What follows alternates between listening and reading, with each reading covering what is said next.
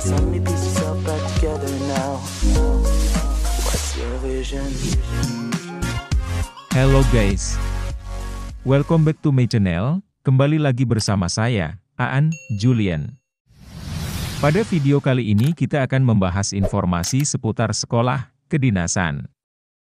Tapi sebelum kita lanjut, buat teman-teman yang baru saja bergabung, dukung terus channel ini dengan cara subscribe, like, comment and share, agar saya terus tetap semangat memberikan informasi-informasi bermanfaat lainnya.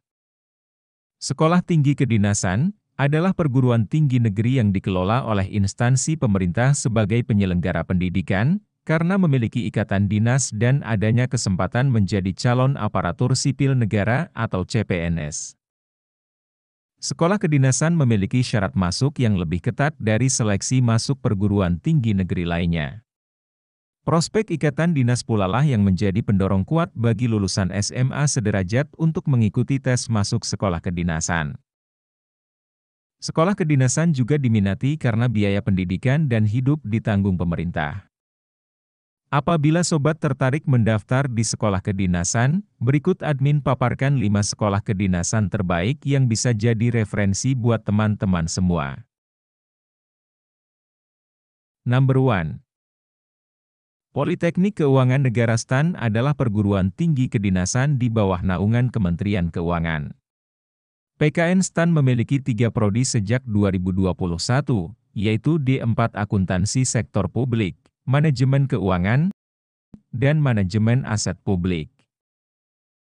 Mahasiswa Politeknik Keuangan Negara STAN mendapat tunjangan ikatan dinas. Lulusan PKN STAN dapat diangkat jadi PNS di lingkungan Depkeu. Lulusan STAN diangkat sebagai CPNS golongan 3A pada BPS di lingkungan Departemen Keuangan seluruh Indonesia sampai dengan tingkat kabupaten kota. Info lebih lengkap bisa diakses di www.stan.ac.id.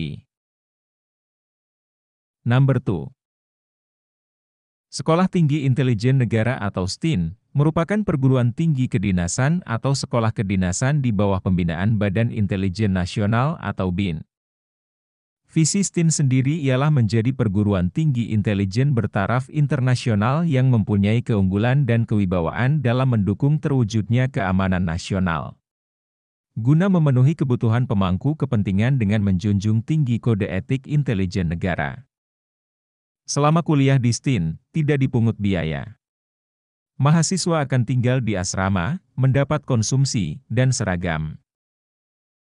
Disebutkan juga bahwa setelah lulus kuliah, akan diangkat menjadi CPNS. Mahasiswa pun berkesempatan berlatih menjadi Indonesian Cyber Task Force dan ahli dalam bidang biomedical hazard. Bagi calon mahasiswa yang ingin langsung mendapatkan kepastian kerja usai kuliah atau bekerja di lembaga pemerintahan dengan status calon aparatur sipil negara CPNS, STIN bisa menjadi pertimbangan. Number 3. IPDN. Institut Pemerintahan Dalam Negeri merupakan perguruan tinggi kedinasan yang berada di dalam naungan Kementerian Dalam Negeri Republik Indonesia. Praja dan mahasiswa yang belajar di sekolah kedinasan ini dididik untuk menjadi kader pemerintahan baik untuk tingkat daerah maupun pusat. Lembaga pendidikan tinggi ini menyelenggarakan program pendidikan meliputi program Diploma 4, Sarjana, Pasca Sarjana dan program profesi kepamongprajaan. Seperti kebanyakan sekolah kedinasan, setiap lulusan dari IPDN akan ditempatkan di instansi pemerintahan sebagai ASN atau aparatur sipil negara. Berkuliah di IPDN adalah impian banyak orang.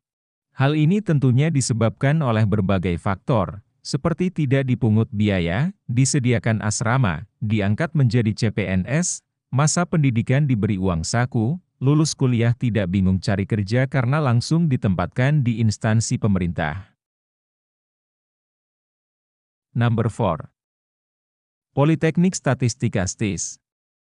Sekolah Tinggi Ilmu Statistik merupakan perguruan tinggi kedinasan di bawah binaan Badan Pusat Statistik BPS. Selama masa pendidikan, mahasiswa dibebaskan dari biaya pendidikan, namun tak diberikan uang saku. Lulusan akan diangkat sebagai calon aparatur sipil negara, ASN, dengan ketentuan. Lulusan program Diploma 3 akan diangkat sebagai calon ASN golongan 2C dan akan ditugaskan di Badan Pusat Statistik, BPS, di seluruh wilayah Indonesia. Lulusan program Diploma 4 akan diangkat sebagai calon ASN golongan 3A, dan akan ditugaskan di Badan Pusat Statistik, BPS, kementerian, lembaga, instansi lainnya di seluruh wilayah Indonesia. Pada penerimaan mahasiswa baru 2021 lalu, STIS masuk dalam 5 besar sekolah kedinasan dengan pendaftar terbanyak, yakni berada di urutan ketiga dengan jumlah pendaftar 15.620 orang. Sementara di peringkat 1 ada PKN STAN diikuti IPDN. Number 5. Poltek SSN. Politeknik Siber dan Sandi Negara atau yang kemudian disingkat sebagai Poltek SSN merupakan perguruan tinggi kedinasan yang diselenggarakan oleh Badan Siber dan Sandi Negara, BSSN.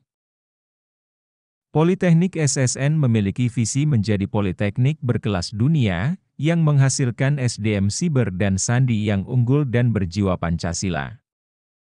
Poltek SSN memiliki 3 program studi Diploma 4. Dengan sistem paket yang harus diselesaikan dalam 8 semester selama 4 tahun, yaitu program studi rekayasa keamanan siber, program studi rekayasa kriptografi, program studi rekayasa perangkat keras kriptografi. Informasi lengkap mengenai Poltek SSN dapat diakses melalui laman resmi Poltek SSN dengan mengklik tautan berikut. Oke guys. Itu tadi 5 sekolah kedinasan terbaik di Indonesia yang bisa jadi pilihan atau referensi buat teman-teman semua. Untuk informasi selanjutnya masyarakat yang ingin melakukan pendaftaran bisa mengakses di https://kas.bkn.go.id dan https://dikdin.bkn.go.id. Oke guys, sampai di sini perjumpaan kita. Jangan lupa subscribe. See you next time and bye-bye.